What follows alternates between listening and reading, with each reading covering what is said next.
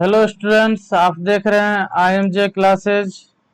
आप लोग के लिए क्षेत्रमिति का नया वीडियो लेके आए हैं। इस वीडियो से आप अपने क्षेत्रमिति मेंसुरेशन को ठीक कर सकते हैं।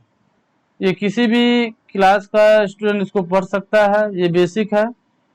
वो क्लास 5 से लेके क्लास 12 तक का बच्चा इसकी जानकारी रख सकता है। हम पहला पार्ट लेके आए हैं जिसका नाम क्या है, आयत, जिसको हम क्या कहते हैं अंग्रेजी में, रेक्टेंगल कहते हैं। अंग्रेजी में इसको क्या कहते हैं, रेक्टेंगल। ठीक है। तो इस रेक्टेंगल के बारे में अगर बात करें तो रेक्टेंगल में जो है, पहली बात अगर हम बात करें रेक्टेंगल का, तो ये आयत जो है, यह एक आयत चतुर्भुज है। ये आयत क्या होता है, एक चतुर्भुज होता है।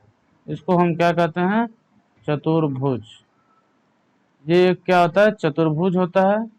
और चतुर्भुज में भी कौन सा चतुर्भुज होता है, समांतर चतुर्भुज होता है। तो चतुर्भुज होता है तो इसमें भुजा कितना होगा, आयत का भुजा कितना होता है। आयत में जो भुजा होता है वो कितना होता है, चार। चार भुजा होता है। देखिए, एक, दो, दो, उसके बाद देखिए ये तीन और ये चार, चार भुजा हो गया। उसके बाद इसके कोण जो होते हैं, कोण, एंगल जिसको आप कहते हैं कोण, वो कोण कितने होते हैं, तो कोण भी चार होते हैं। देखिए यहाँ पर कोण, एक एक ये एंगल है, एक ये एंगल है, एंगल बी है, एंगल सी, एंगल डी। ठीक है। अगर हम बात के करें इसका क्या, कि शीर्ष बिंदु कितने होंगे। शीर्ष बिंदु का मतलब हो गया, शीर्ष बिंदु की बात अगर करें तो शीर्ष बिंदु का क्या मतलब हो गया कि इसका वर्टेक्स, इसके वर्टेक्स कितने होंगे शीर्ष बिंदु की अगर बात किया जाए, ये भी चार होंगे, जिसका नाम क्या होगा, ए, बी, सी, डी। ये चार इसके क्या हो जाएंगे, शीर्ष बिंदु। तो ये इसकी जनरल मोटी बात थी। लेकिन आयत का सबसे बड़ी बात है कि आयत किसे कहते हैं, तो आयत वैसा, वैसा आयत जो है, वैसा समांतर चतुर्भुज, समांतर चतुर्भुज, वैसा चतुर्भुज है जिसके आमने सामने की भुजा, जिसके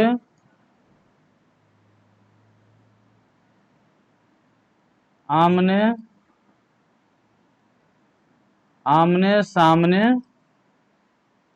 आमने सामने की, आमने सामने की भुजा जो होती है, आमने सामने की भुजा बराबर होती है।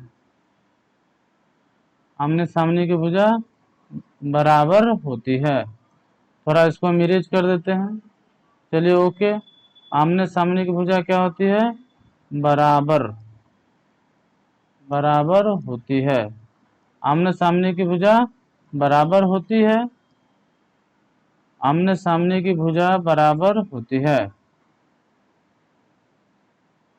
चलिए, और और क्या होता है, और इसके जो कोण होते हैं, वो सभी कोण, सभी कोण, सभी कोण 90 डिग्री होता है। सभी कोण कितना डिग्री होता है, 90 डिग्री होता है। ठीक है। ये आपको याद रखना है आयत के बारे में। ये आपका आयत है। ठीक है। इस आयत के बारे में आपको ध्यान रखना है।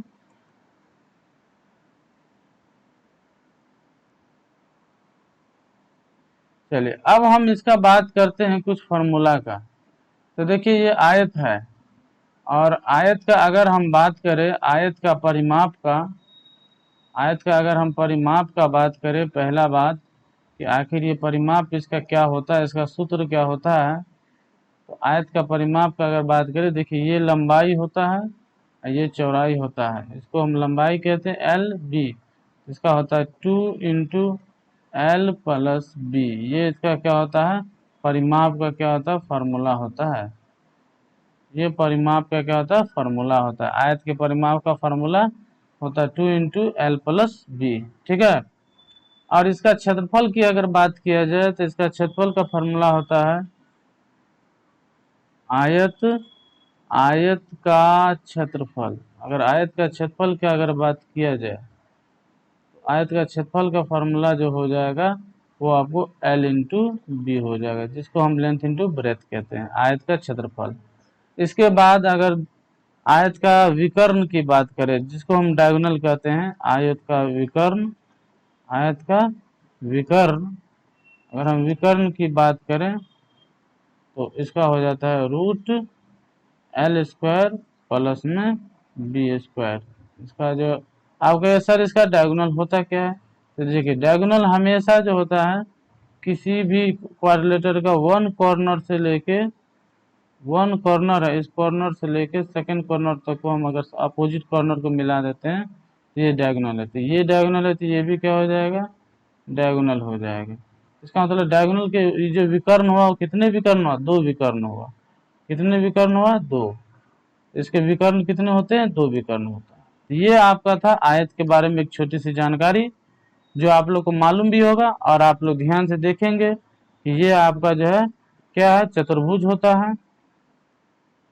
ये आपका चतुर्भुज होता है, इसके अंदर चार भुजा होता है, चार कोण होता है, इसके चार बिंदु होते हैं, दो इसके विकर्ण होते हैं।